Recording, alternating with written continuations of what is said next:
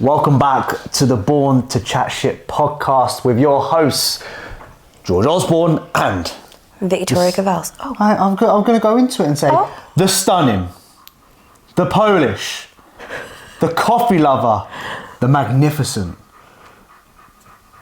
Now I can say it. Yeah. Victoria Kowalski. Welcome back, guys. We've actually fucking smashed this, and we've done 2 podcasts now in a row every week. We told ourselves Sundays are going to be days where we sit down and we do a podcast, and I've left it a little bit late today, but better late than never. Anyway, I hope everyone's well. I just wanted to say, we wanted to say thank you for everyone that supported the previous podcast, like 2k views, and like I think we have about 1,000 downloads on Spotify as well. Amazing. Mental. I appreciate everyone that has supported the recent one, and hopefully you continue to watch or listen to these sort of ones. Of course, if you're watching, share it on your stories, all that sort of good stuff. Rate it on Spotify and all those other platforms. It really does help us out. Today's podcast, we are going to go through a bit of an update where Vicky's at, because I don't feel like Vicky talks about her journey much, or as much as what she should. So I want to dive into Vicky's sort of transition and where she's at the moment, give you a little bit of update on myself, and yeah, we basically, what we do with these podcasts is we kind of just imagine I just talk, because me and Vix, we can talk for hours. So we're just kind of like, right, imagine the camera isn't there and we just talk usually how we would, but we're just going to talk a bit bodybuilding, just general sort of other stuff as well. So my first question to my darling Vicky is, Vicky, how are you? I'm actually really good. Really good? I'm actually really, really good. You weren't saying that 5 minutes ago? What do you mean 5 minutes ago? I was tired. Oh, okay. Today I'm tired, but apart from that, I would say I'm really, really good. Okay. I'm stressed, but I'm not depressed. You know, it's one of those moments where there's so much going on. There's so many good things coming and upcoming over the next couple of weeks and months. And I do feel very open, but at the same time, I feel like I'm in this like transitional era of my life, which is, I can either see it as something that's terrifying or I can see it as something that's really exciting. I've actually had a few messages the last week of people telling me I'm glowing.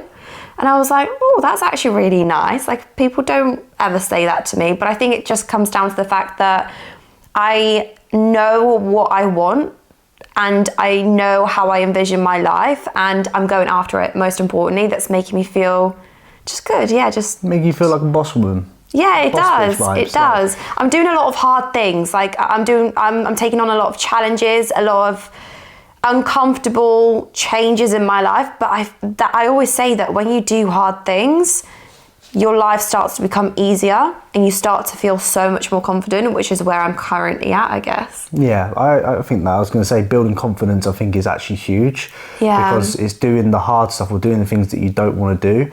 But when you do it, it's like, fuck, you feel like you can accomplish absolutely anything after that. Yeah. So we've dived into the deep end when it comes to our life and what we're trying to do right now. Probably the most sporadic and craziest it's going to be over the next couple of months. I think once we get through that, I think we're going to be like, well, what's next? What more, crazy shit can we do? And exactly. You then start to realise in those situations that you can achieve so much more than what you think. Does that make sense? And the only person that's holding yourself back is actually you, because you're not doing anything about it, because it's got to. We were watching a podcast this morning, that Imran Ghazi. Yeah. We were watching a video of him.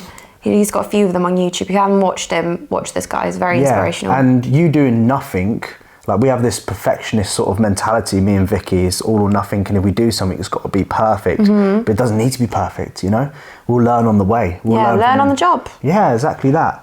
So yeah, continue, sorry. Yeah, I don't know. I feel like if I'm being very open and transparent, since I transitioned from obviously being a doctor and having that sort of lifestyle planned out for me to full-time online coaching, and when I did my 2022 prep, I was in my 4th year. I sort of knew what I was doing, and then suddenly I went into the world of being self-employed. I pulled out of prep and went into a really long off season. I did feel a little bit lost. I'm not gonna lie.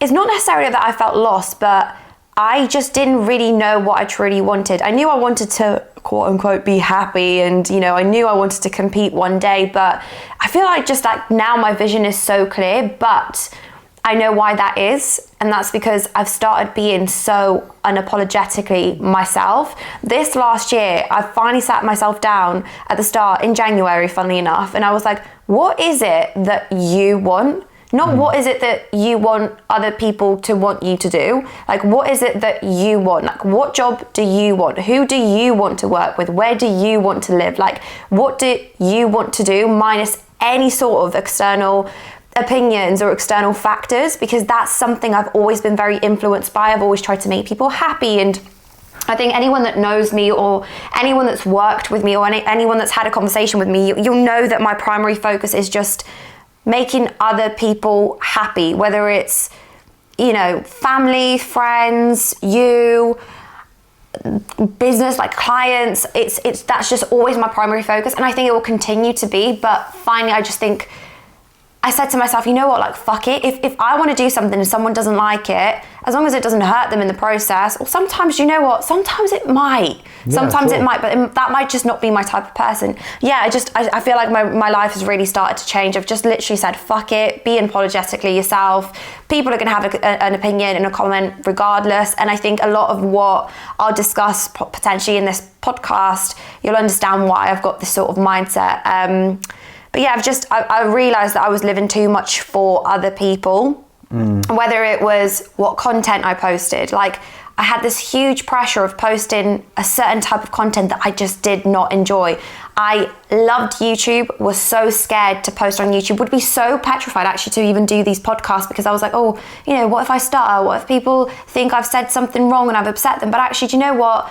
I am who I am. Like, I'm so good with that. If someone doesn't like it, that's cool. I'm not there to be liked by everyone. And I'm just, I don't know, I'm all right with it now. I feel like you growing up, you've always had to please and do your things for others. And even just going into the industry that you was going into with the medicine and, you know, the doctor title, you know, again, you have to work your way up to that point where you've got to be pleasing the people above you. You know, you've got to be doing the things that people tell you to do, and you just all of a sudden become that type of person, right? But then you don't actually truly, when you take a step back, you're like, I'm just chasing other people's happiness and not your own happiness. And I think this sort of year, you've sort of, again, you know, you've been self-employed, for now, coming up to 2 years?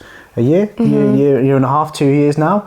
And, you know, I'm glad you're sort of starting to find your own feet with that, for who you are and what you want, rather than, again, you can't undo, like, if you've had the last 15 years of trying to please everyone else in your life, it's just not going to, you're not going to change the identity in a matter of a month or a year. I don't think I ever will, but it's how I choose to act upon it. Yeah. Is always the case. We've all been brought up a certain way, right? We've all got these mechanisms that are normal in our brain that might not necessarily serve us, and they won't be, you won't just cut them off like this. Those thought patterns will still arise. It's just like sort of like, how am I going to speak to myself within this moment? Like, how am I actually going to behave, and how am I going to act based upon it? I still always, like, if there's a situation where I know I should be selfish, I always struggle to do it, but I still do it, and it ends up making me feel a little bit better. Yeah. By selfish, I don't mean being a dick and being like, oh yeah, I ain't doing this for you. Like, I will always, again, be kind and be generous, but just, I'll give you an example. Right? George and I are moving to Spain. You guys may know this. I'm selling my house, and I had a call from my dad, and he's selling his house in Wales, and he was like, oh, why don't we go in on a house together and we rent it out, so it's a bigger house. And I was like, I love my dad, I love my parents, but I wouldn't love to be in business with them. And old me would have completely neglected what I wanted to do, just been like, oh yeah, that's what they want, And I actually just said, do you know what, Dad? No. Yeah. I literally just said no, and I didn't even overly explain myself, because I told you this. I used to do this. I used to be like, no, because, you know, oh, I don't want you to be angry at me, blah blah blah. But I just said no. Like, I just said no. it's going to be too much for me. I think that if there was anything going on, because you're so far away, I need to sort it. It's going to be extra responsibility. It's just not where I want to put my money, but I will happily help you find a different property, etc., etc. So I kind of had that assertiveness that I wouldn't usually have. I either don't have assertiveness or I become overly snappy, don't Yes. I? But I had that assertiveness of saying no, but I still made sure I had those principles where I was like, I will help, just not in the way that you want me to. Yeah, and Does that make sense? you're in control. Yeah. You're not getting yourself in situations where you do lose control. You're like, shit, there's a hard way of getting out of this. And people pleasing tendencies, I'm sure anyone listening to this, they are so hard to unlearn because it's such an uncomfortable feeling of feeling like you're letting someone down. It really is. But you're only letting yourself down constantly, and you're wondering why you're so drained and you're so unhappy, and actually those relationships, they don't get better. I love this woman called Margarita Nazarenko. She's got a podcast called Being Her Podcast. Honestly, I need to shout out because I've learned so much from her. She does a lot on like anxious attachment issues, but not just that, she picks up traits from anxiously attached people that have been raised a certain way, which is very much me. And one of the things that she says, like, you need to stop over-explaining. If you want to be a high-value woman, if you want to be a high-value man, if you want to achieve the things that you've set out for yourself that require you to be a high-value individual, you need to stop over-explaining yourself. And since I've tried that, I was like, oh my God, this is so cool. Because very often when I over-explain, people, they wiggle their way into my thoughts to make me still agree with them and do what they need. But when I'm just like, no, people are like, fair enough. We actually spoke about this yesterday, didn't Yeah. we? And we're actually very similar in that situation. We both, I find myself repeating myself or over-explaining things that don't need to be said more than once. So yeah, it's even something that I've realised and recognised that I need to, because I want to be that person, and I know I am that person, but for some reason I find I don't need to tell someone that, whatever it may be, I don't need to repeat that or explain my reasons why, like this is this is that, and that's it. It's like what you said yesterday to me.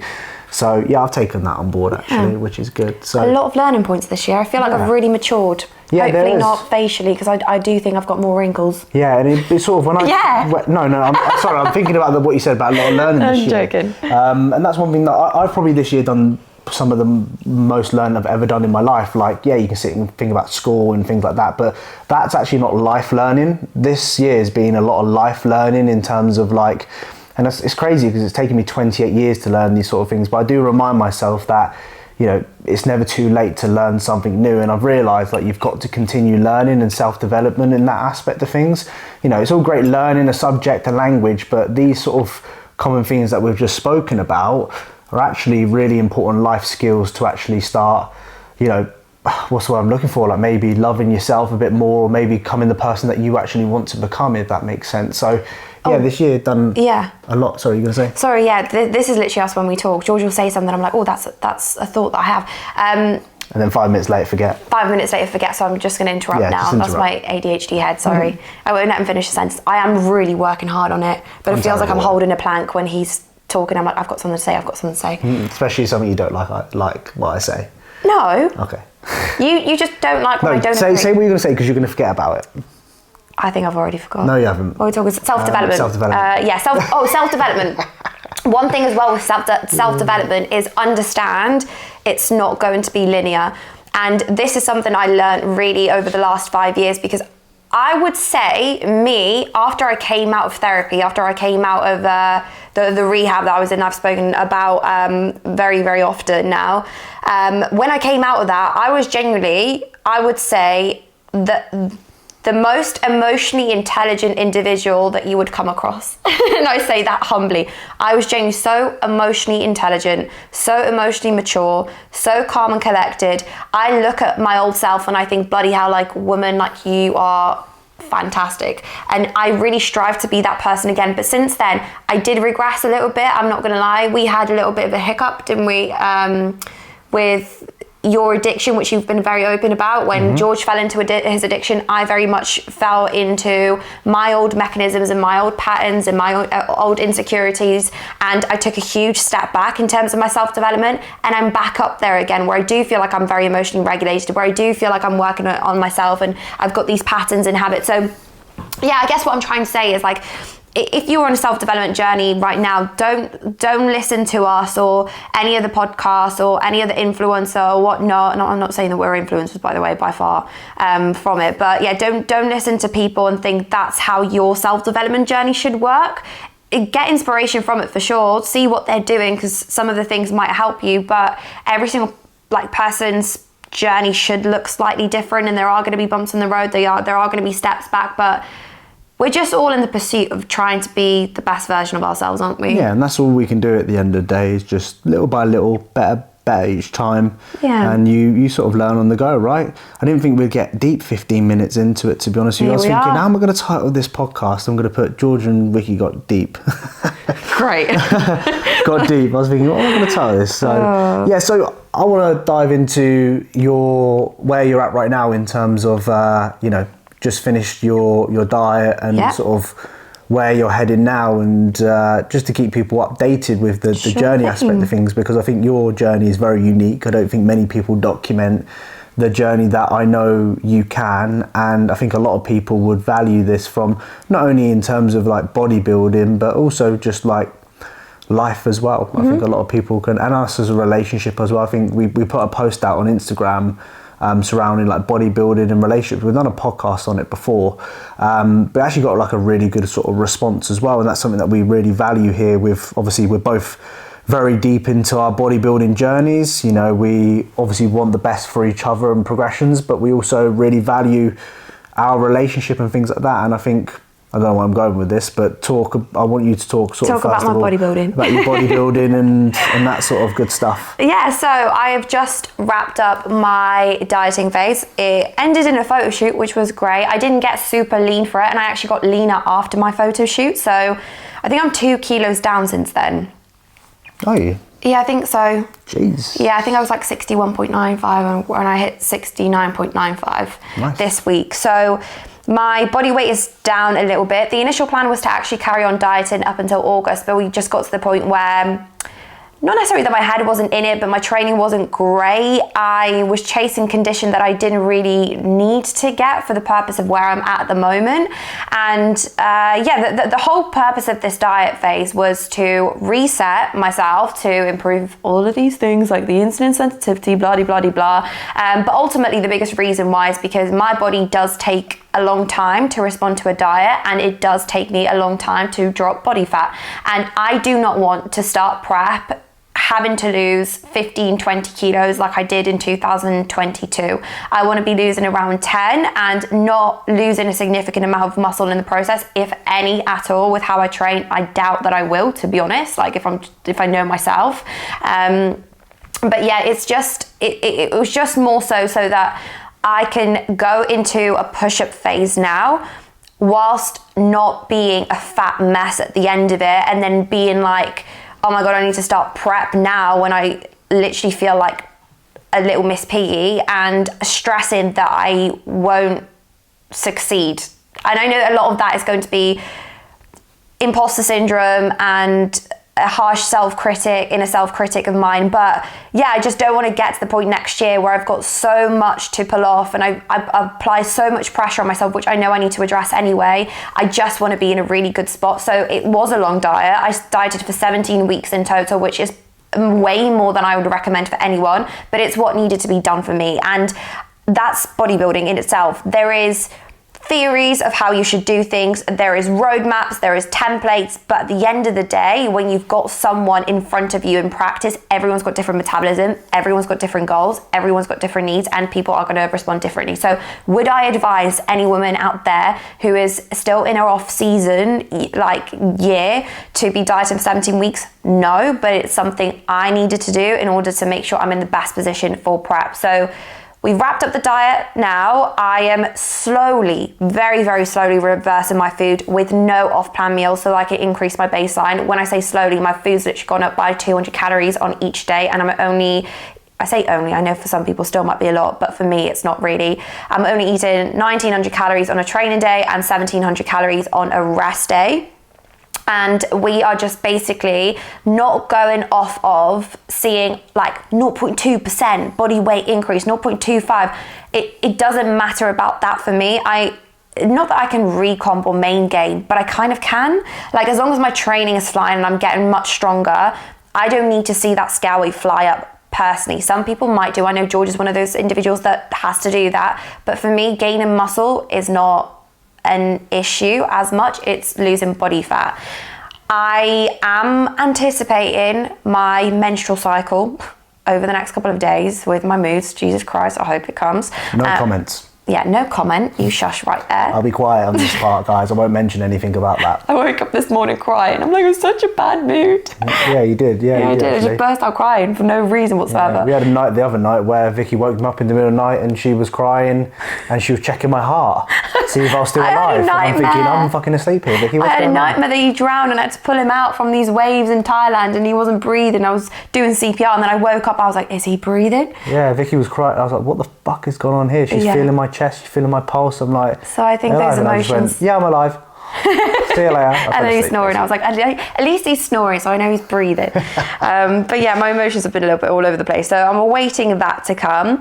And once that's here, I'm actually going to be doing my blood tests, sending them off. We're doing it with the Yorkshire Blood Clinic. Again, thank you so much to anyone that actually supports us and uses our code, Borne10. Yep. But yeah, we're getting, you've had your bloods done. I'm getting my bloods done. And then from there, we are making the decision as to what I do within the next couple of steps of my journey. And most likely I will be very open and transparent, and this is a disclaimer, because I talk about this and I do this is not me being an advocate for performance enhancing drugs, but this will be my first exposure to androgens. And what if you put it bluntly, bits and bobs. No, put it bluntly, it'll be a cycle, but what I'm utilizing is the most minimal thing that you could possibly utilize, because for me still femininity is a very big thing, and yeah, I just don't want to be risking that aspect of things. I've never utilized androgens. I do not know how they're going to impact me. I don't know how many androgen receptors I've got in my body. I don't know where my androgen receptors are mostly present. I don't know.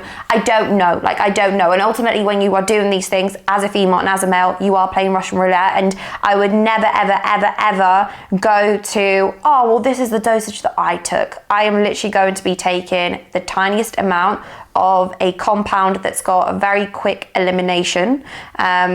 Should I talk about it or not? It's down to you, Vicky. I mean, you're sort of beating around the bush in terms of like... It's because I don't know how much I can say or not. Well, you can say whatever you like. Okay, well, I'm going to say whatever I like. I will be utilising Anavar, which is usually deemed as like not the compound that I should be using, etc., because Primo is less virilizing. Hear me out.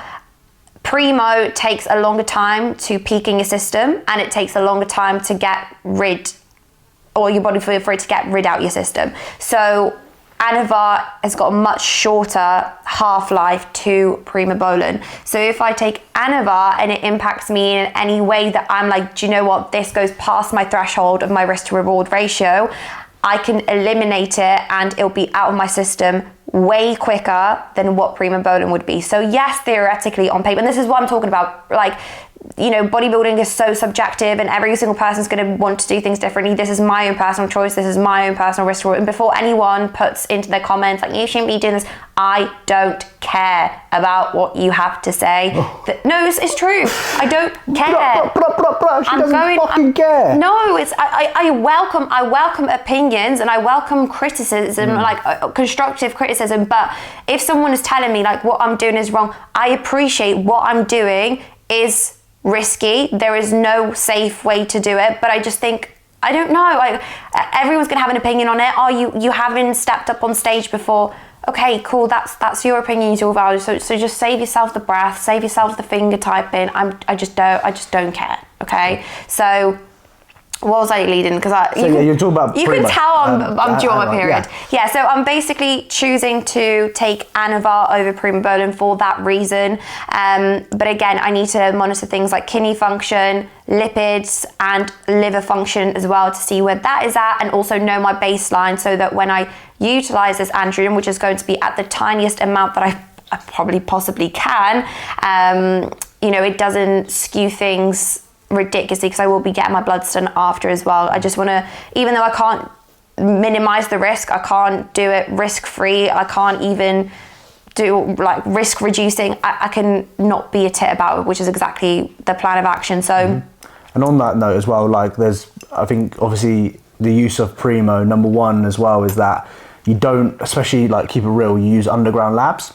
you don't know what you're getting. And you know, for all we know, like for example, this Primo Borne could have something else in it, could have tests, could have something else in it, and you know, you putting in that with like that's just a recipe for disaster in my opinion. Anavar. Again, same with Anavar, but I think but with obviously with the Primo, like I said, with the Anavar, it can come out your system a lot quicker, right? So if it's Anavar, but yeah, with Primo Borne as well, there is a shortage at the moment, and anyone that's selling real Primo most likely doesn't have real Primo, and it's just not a risk I'm willing to take. Personally on that front. So yeah, that's ultimately what I'm doing, and this is also why I've gotten a little bit leaner to give myself the runway. I personally, at this stage in my bodybuilding, I'm not currently chasing a pro card. My current goal is to be the best amateur that I can possibly be, which also means I'm not willing to push the envelope with things at all when it comes to that aspect of things. Of course, my long-term goal is to get a pro card, but that is way further in the distance. So it also means that right now I need to, for me, my personal ethics and my personal viewpoints on it, utilize these compounds in a state that's going to facilitate the most muscle growth, which is going to be a caloric surplus. It's going to be a state where I can lift heavy and I can recover well. There is no point, in my opinion, as a female bodybuilder to be utilizing these compounds, which I see done very often at the back end of prep, 8 weeks out from your first show. It's just what's the point? In my opinion, what's the point? So I would much rather utilize it now whilst I'm doing my push-up in my off season and not have to utilize it in my prep next year. And that means I'm going to have one bout of androgen exposure for the next year and a half, and that's going to be the first and only bout of exposure of androgens that I'm going to have in my what will be 6.5, 7 years of bodybuilding at that point. Yeah. So again, I'm taking my time with it. I'm not being a tit about it, but I just also wanted to be very open and transparent, because I don't feel like women talk about it enough, which I understand why, because there's such a huge stigma associated with it. But yeah, I feel like that there should be more awareness, education. I wish there was someone that spoke about it a little bit more as well when I first started out, not because I would have done it when I first started out, but yeah, when I was in bodybuilding, like 2019, there was nothing. There was just nothing unless there was like Dana Lynn Bailey, you know, and she was Women's Physique. So obviously like that's not the look I was striving for. But yeah, that's just a little bit about me. So finished up the diet, weight's dropped by 1 kilo since I've reversed food up. I look tighter, I look better, I look fuller. Training plan has changed. I'm currently doing a glutes and ham session, a upper and cardio session, but I've literally got like 3 exercises of upper, which is sad. Then I'm doing a full leg session, resting, upper and glutes, again, sad moment, 3 upper exercises and abductions and a little bit of calves in that training session, then glutes and quads. So pretty much hitting legs 3 times per week with a glute top up on one of my upper days. Keeping cardio in, steps nice and high because we've got the dogs. Feeling good, feeling fresh, feeling hungry. I always get hungrier when I reverse out, which is so normal to see and experience. Then I'm way more hungry now than I was in my dieting phase, but I am being so disciplined with it. I'm not adding bits here and there. I'm literally like, I'm not being like, oh yeah, well, do you know what, I can have a minstrel. I'm even being like arsey when it comes to coffee. I'm craving a latte, but I'm like, I'm not gonna have it just now because I can reassess in 3 weeks time when food is much higher. I can guarantee you when I'm eating a solid 2.2, 2.3, I'm not even gonna want it. So I'm like, I'm not gonna give into it just now. I always tell myself, not today, maybe tomorrow. And I keep on saying that to myself every single day, and it gets me through these reverse phases. I'm like, not today, maybe tomorrow. If I fancy a cookie, I'm like, not today, maybe tomorrow. And then tomorrow when I wake up, I'll say the same thing again, not today, maybe tomorrow. It's actually a tactic that we were taught in rehab, that typically addicts get taught, not today, maybe tomorrow. And they just focus on the 24 hours ahead of them, and then they do the same thing again. Yeah, and you've always told me if the 24 hours is too far ahead, think about the next hour. Yeah, think about not this hour, maybe next hour. Yeah, maybe next hour. And then just say that to yourself the next hour as well. So yeah, that's just sort of where I'm at. The goal is to remain in this surplus stage up until February.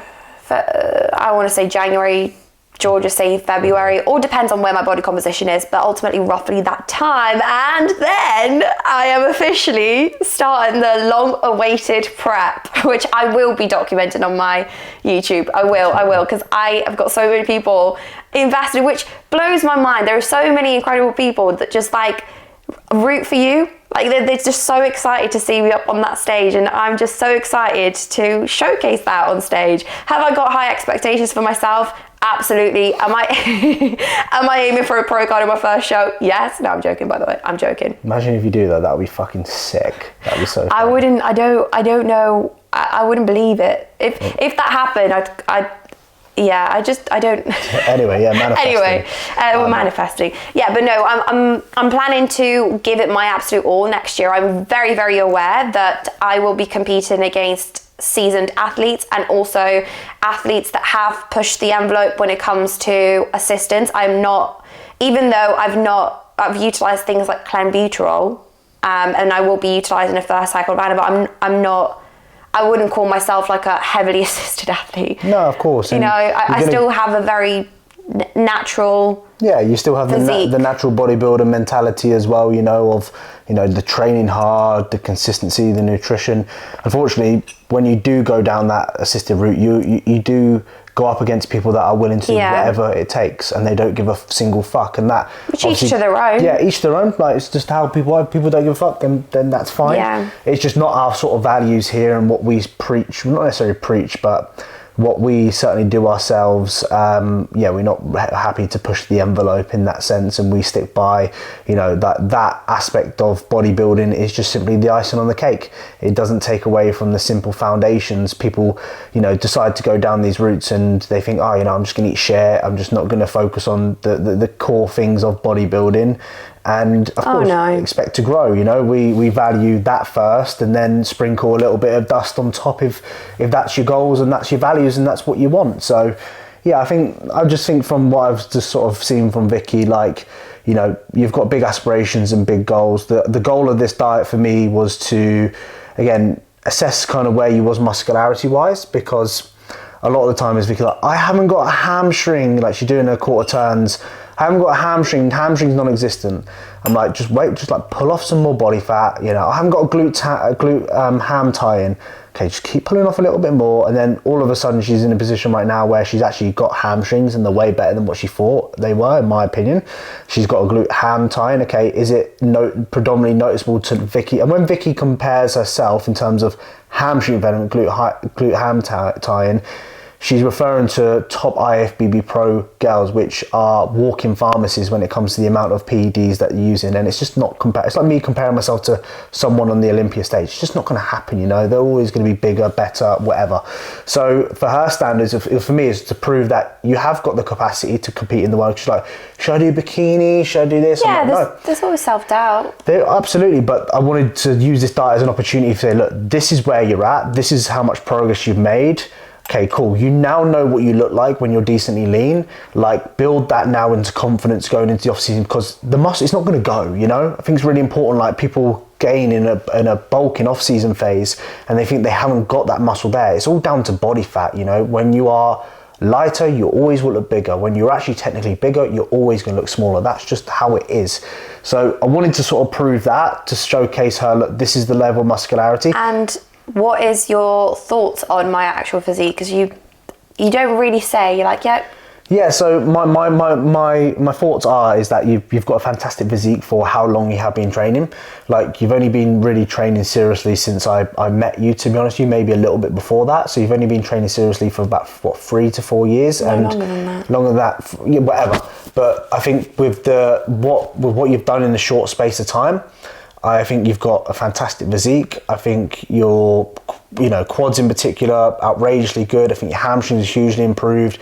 I think obviously your glutes do need a little bit of work, but again, you know, when we're comparing what sort of level and standards you need to be, it's up there with girls that are willing to inject crazy shit into their glutes to make them look bigger anyway. So, you know, that I think you've got it there. I think if you need to get a little bit leaner, then yeah, sure, you'd be able to see a little bit more of that detail. I think your upper body is outrageously good. I think that comes from your figure days, to be honest with you. That's why Vicky's got 3 exercises programmed on some of her sessions, because she doesn't need any more than that, and she still continues to grow. Vicky's very good at building muscle. Very, very good. She builds muscle very easily, but she just struggles to pull off the body fat. But I've learned a lot from this diet in terms of what she do. And the first thing is she needs to be aggressive out the gates. That's the main thing for Vicky. Like, instead of going from, let's say, 2.5k calories, let's go down to 2.2, 2.1. No, Vicky needs to go from 2.5 down to 1.8, 1.7 straight away. 1.5, yeah. 1.5 even. She needs to get going without those things. She needs to utilize fat burners straight away, rather than, you know, in a way, just sort of like, you know, should we start? Yeah, okay, no, just get it in straight away, just get things moving. And once things start moving, she's all right. She just needs a little bit more time than what some people, like for example me, like I could, if I really wanted to, I could be 6 weeks out right now if I really wanted to, with what I can just drop weight. If I bring my calories down to 1500, I'll just be shredded by, you know, in a couple of weeks time. Whereas Vicky, with obviously being a female as well, it's a little bit more complicated. It does require a little bit more time. 5'2". I am very, very short. Like, I can't expect to be eating monstrous amounts. And I think, there's a common misconception. I see a lot of girls out there that boast about how much they can eat in a surplus or even a dieting phase, which is, you know, good for you, but it's just ultimately not the realities for a lot of female athletes out there. So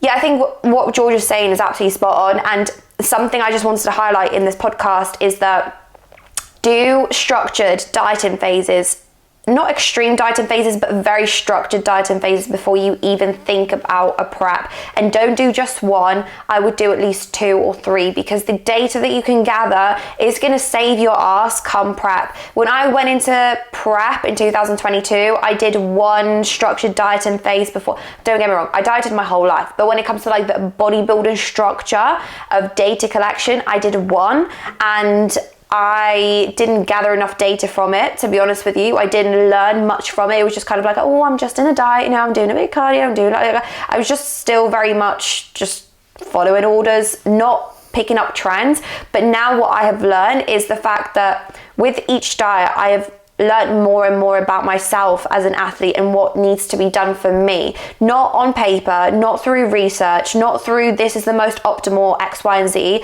what is right for me. So I know come prep, we know exactly what to do. We know for the first 4 weeks, my body weight probably won't move. And then suddenly out of nowhere, I'm gonna have like kilo drops. We know that I can't ponce around with calorie drops. I need to drop like 1,000 calories from each day straight off the bat. We know that I can't be rinsing daily cardio. I need to have low amounts of cardio, high amounts of steps. So if you're going to learn anything from this podcast, it's gather data. Do live like a bodybuilder for years before you step up on stage, or at least do whatever the fuck you like, to be honest with you. But if I was to do it again, my first prep again, I would have definitely just given myself more time like I had right now. You know, I started bodybuilding in 2019. I'm going to compete in 2026 for the first time. And yeah, that would be my advice. And also the second piece of advice is surrounding female PEDs is educate yourself. I'm more than happy to talk more about female PED and education, not even using myself as an example, because one thing I don't really want to do is disclose my dosages, because I don't want someone to listen to this and be like, oh yeah, I'm gonna do that because she's doing that. Don't get me wrong, what I'm doing is probably the least amount that can be done, but it's I do want to put more education out there. If that is something that you're willing to listen to, or you think you'd benefit from, or even transitioning from natural to enhanced, or even thinking about other options other than androgens, because there are performance enhancing drugs that are lipolytics, things like growth hormone, things like L-carnitine, things like clenbuterol. I'm more than happy to release podcasts about that. But yeah, just educate yourself and don't go into it blindly, and don't just listen to a coach that's putting you on a photo shoot prep at 8 weeks out throwing in Anavar, because to me it doesn't make fucking sense. You're risking virilization only to be in a state of very, very low energy muscle building capability. You're utilizing your energy, not even your androgen pool, at the wrong time. IMO. IMO. What the cool kids say. in my opinion. Oh, in my opinion, fucking hell. God. I was like, what's that? Is that a drug? So yeah, I think we're going to leave it there, Vicky. Yeah, you got anything else you want to add or say to that? No, just a huge thank you to every single person that listens to this and yeah, of course, just supports us and builds this community that we have. I feel like we've got an awesome community of just amazing people, and we get quite a lot of shit on social media at times. Like you can't please everyone, but to be honest with you, those negative comments are so minute to me, and I don't care, just because of the amazing people that we do have listening to these podcasts and watching the YouTube video and messaging us on Instagram. And also thank you so much to everyone that messaged us about the spay move, because we had a lot of good tips and tricks surrounding things. So that's all I've got to say. Yeah, I think when you get one bad comment, you always fixate on the bad comment, but when you get 100 good comments and one bad, the 100 don't matter at all. But that's why I do get a little bit like weird surrounding talking about my journey, because I have so many comments around, and you shouldn't be doing this, you should know that, you should do, what about children, you're not going to be able to have kids. And it can get, well, it used to get really overwhelming for me, but again, it goes back to what I said right at the start of the podcast. I know what I want, I know who I am, I know where I want to head, I know the risks of things involved. It's not me promoting anything, it's not me glamorizing anything, it's just me doing me. And if anyone has a comment on that, that's cool, but I don't care. Yeah, well, I don't know. This is a thing that I don't understand by people who comment on other people's lives. Like, it isn't your life. Like, no. If you do something, I'm not going to sit there and go like, why are you doing that for? You know, like, if that's what you want to do, I've realised that a lot in my life. Like, if that's if someone wants to do that, they do that. Okay, I'm going to do my thing. Like, cool, you know, it's not that deep, you know, when you really sort of think about it. So too many people get invested or comment on other people's stuff. They don't live our lives, they don't know shit, you know. It's so easy to throw a comment out there when they don't have a Scooby-Doo. So that's my 2% on it. So just do what you want to do, and we'll do what we want to do. That's how it works, and we'll both be very, very happy. Anyway, I really hope you is that the right way to end the video, in the podcast? Yeah, just you do you. You do you. There we go. You do you. And thank you so much to everyone that is amazing. Yeah, and thank you. We really appreciate you. So if you want to see more of these podcasts, of course, please do drop a like if you're watching on YouTube, rate it on Spotify, Apple Podcasts as well. And any topics, anything, because we're going to go through a few sort of discussions. We just wanted to make this a bit of an update one this week of Vicky finishing her diet and things like that. Guys, want to see more? You know where to head. And make sure you follow us on Instagram, all that sort of good jazz. And we'll see you guys in the next one. And before you go, here is Mango snoring.